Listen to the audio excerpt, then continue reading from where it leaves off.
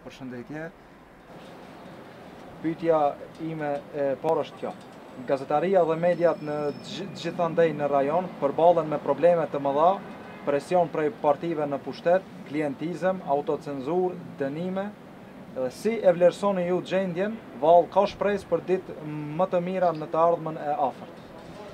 Është e vërtet që gazetaria, sidomos në Maqedoni këtu, po kalon në sfida shumë të mëdha, sidomos duke paramenuar që gazetarët cilët janë kritik madje kanë marrë kuror si kërcënim për storje që kanë shkruar. Njëkohësisht, sot kur isha në trajnim me gazetarë të ri të Maqedonisë, gazetarë të ri shqiptarë, më kallëzuan që madje kur shkruajnë edhe për tema si parkim i keq një zyrtari, kur e zbulojnë një parkim të gabushëm të një zyrtari, ajo përjetohet si kritik e padurueshme edhe marrin kërcënime. Do me thonë, për shihet që kemi të bëjmë me një elitë politike që shumë vështirë e përballon kritikën. Me një elitë politike që është mësu, ndoshta mos me u sfidu, është mësu mos me dhënë llogari për vendimet veta, edhe kjo herët avon duhet me ndryshu, s'ka çare pa ndryshu, sepse Maqedonia po shihet prej rrugëve të Maqedonisë që po ndryshon. Madje, muj me thonë që po e vrej një dinamik krejt tjetër të rinj shqiptar të Maqedonisë në krahasim me përpara. Kemi të rinj të cilët përkundër faktit që nuk janë të servuar prej një sistemi të edukimit të mirë edhe kualitativ, megjithatë kanë shku jashtë, kanë studiu, shumë prej tyre, edhe ata që s'kanë shku jashtë kanë marrë disa inpute prej jashtit edhe janë njerëz që janë shumë të eton për dituni, kanë mësu edhe janë të interesuar me ndrejsh venin e tyre. Që kjo po më pëlqen mas shumë ti. Kom taku 3, mas pak të sot, një 15 tri që kemi kalu gjithë ditën, cilët janë interesuar me nej qëtu, edhe pse për shembull kanë mundësi me shku jashtë. Qytetarët në Maqedoni po protestojnë më shumë se 2 muaj. Mirë po, një pjesë e medjave i injorojnë fare protestat. Edhe në Kosovë proteston opozita, po ashtu në Serbi dhe në Kroaci. Si është trajtimi i medjave në Kosovë ndaj këtyre çështjeve, a arrin zëri i qytetarëve në media? Po e shohim që Ballkani, duke fillu prej Prishtinës, Shkupit, Beogradit, madje edhe Sarajevës, ka përjetu protesta të ndryshme qytetare për çështje të ndryshme. Në Kosovë ke për shembull protestat që kanë të bëjnë shpesh me çmime të rrymës. Mirë, së fundi janë lidhur me demarkacionin e asociacionin, po ka pas edhe për gjëra tjera. Në Beograd momentalisht janë të zhvillu protesta për ta shpëtu një asa që po i thojnë shkatrim qytetit të tyne. Në Shkup ke protesta kundër shpenzimeve maramense që ka kalu Shkupi qyteti për të duke e abuzu buxhetin publik. Mes tjerash, do me thonë, përveç që ka protesta që kërkojnë llogaridhënie nga zyrtarë të ndryshëm. Çka po du me thonë është që është një sheh e mirë që në rajon populli i Ballkanit është lodh me politikat lopta të klasës politike. Nuk kanë me mujt elitat politike të korruptume të jetën e vet me i shit pallavra një gjenerate tanë të rinjve që po krijohen në Ballkan, që refuzon totalisht me ik prej vendit edhe me lën vendin në dorë të një elite politike që interesin publik e ka sekondar për interesit të vetë personal. Në një pjesë të vendeve të rajonit etiketohen kritikët e pushtetit me nofka nga më të ndryshme, sorosoid, të radhtar e tjerë. Si e vlerësoni këtë propagandë? Çfarë etikete mbani ju? Për shembull, a ka mënyrë se si të luftohet kjo propagandë mediatike? E kam vrejt që në Maqedoni, kur e shtrën një pyetje që nuk i pëlqen pushtetit, thonë, po të paguaj ka dikush.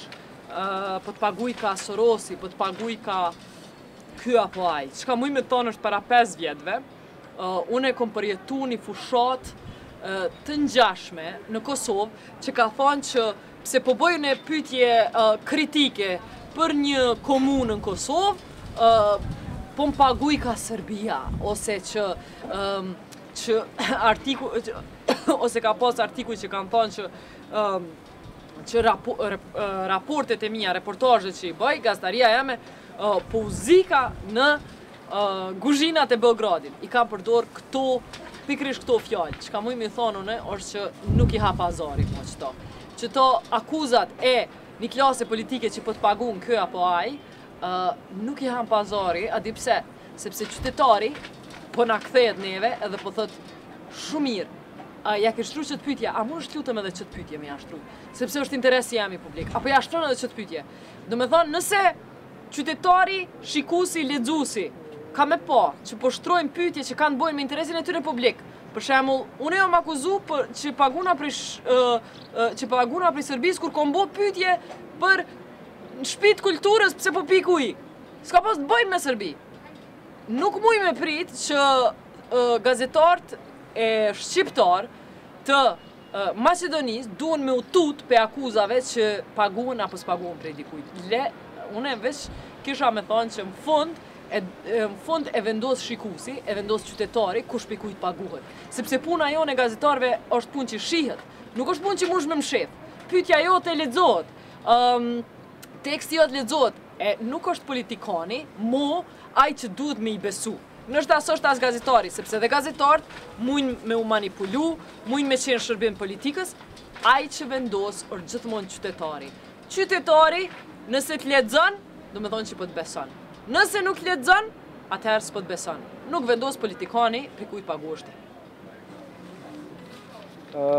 Jeni e njohur si një prej gazetarëve hulumtuese më të spikatura që ka rajoni. Mirë po, gazetaria hulumtuese është në defanziv, jo vetëm në mediat e ne, po gjithkund në botë. E ato po shndrohen në tablo reklamuese dhe po trivializohen. Si të kthehet gazetaria dhe mediat i interesit publik? Unë zhvilloj një gazetari investigative që është e angazhume. Edhe nuk pranoj me bo gazetari tabloide, sepse nuk shoh hajër për saj. Kështu që këri që ka muj me thonë është që gazetaria hulumtuese po kalon në një sfid në tam botën, se cilën herë e ma pak ka bazë materiale me përkra gazetarin investigative, edhe qka po ndodhë është që gazetaria investigative po gjenë prehje në organizata shoqërisë civile. Qato po dëshmojnë që jënë të shty gazetari hulumtuese ma shumë se mediat klasike, edhe nëse qashtu duhet mu luftu me fonde jo profitabile, atëherë që kjo është mënyra që duhet mu majt gjallë gazetaria hulumtuese. Megjithatë muj me thonë, edhe pse është në ramje gazetaria investigative, kur ma shumë në botë s'ka pas nevoj për të vërtetën. Kemi për shembull politikanë si Donald Trump, kemi politikanë si Boris Johnson që e ka detyru me rrenat e veta që i kanë thonë për media, jënë të e bind një publik tant edukum të Evropës perëndimore, të Amerikës perëndimore që duhet me votu për ta veç të bazun rrena. Kjo është zbulu në referendumin e fundit që shumë prej fakteve që i kanë thonë në Angli në referendumin e fundit që u mbajt, tash politikanë po thojnë, m'fal, na kena fitu, po nuk mundet më nalë migrimi i refugjatëve, edhe nëse na kena vendosë qështu. Do me dhonë, po i tërhekim fjallët e veta. Politikanë në vendet e zhvillume jënë të rajt, edhe kjo është u bu, për shkak se ka shumë a pak investim në gazetari hulumtuese për me ja u zbulu ato rrena. Momentin pra që shoqënit nuk muj me përkra një gazetari hulumtuese, kanë me pas hise politikanë që rrajnë. Nuk ka me dhez kjo punë shumë gjatë, sepse rrena i ka kam të shkurta. Nuk mundët për gjithmonë me shku largë me rrena. Edhe pyetja ime e fundit është pas këtij trajnimit me gazetarët e rinj shqiptar, me çfarë përshtypjesh do të largoheni nga shteti i Shkupit? Para një muaj, unë kam pas një emision në Jeta në Kosovë, lidhur me krizën Maqedoni. Edhe jom befasu me reagimin që e kom pas prej audiencës në Maqedoni. Unë e kom pas që qash shumë njerëz më kanë shkrujt, edhe më kanë komentu, edhe më kanë dhënë informata, edhe kanë thonë, këshyre, qatë emision që e ki bo, mirë që e ki shtru qatë pytje, po unë e kom edhe një pytje, që edhe që ka pëndodhë komunitetin tem, që të lutëm a munësh kur ta bëjsh një emision logaridhonës që ashtu me pytë edhe qëto për komunitetin tem. Do me thonë, kjo audiencë nuk është audiencë idiote, nuk janë njerëzit budal, njëjtë njerëzit që kom taku sot, nuk janë asë njën idiota, jo njerëz shkollum, edhe mas shumë të që apon pëqen, jo njerëz që e dojnë vendin e tyre. E dojnë vendin e tyre edhe nuk pranojnë që politikanë me ushit rana. Këta jo njerëz që i kom taku sot njerëz që dojnë me u zbulu rana të politikanëve, që besojnë në mision e gastarisë që dush me punu me nerë, që s'dush me punu me hile, që nuk e me ja lujt lojen as pozitës as opozitës, po dush me luftu që me argumentu diçka me fakte. Sot, mas shumë ti kemi përdor për shembull motën që s'munësh me shkrujt një ngjarje që e din. Dush me shkrujt një ngjarje që munësh me dëshmu. Do me thonë, shkruje atë që munësh me dëshmu, e jo atë që e din. Do me thonë, sot e kemi shty idenë që me fakte edhe me argumente mundet me u luftu një lloj propagande e hatashme që është tu zhvillu shteti këtu.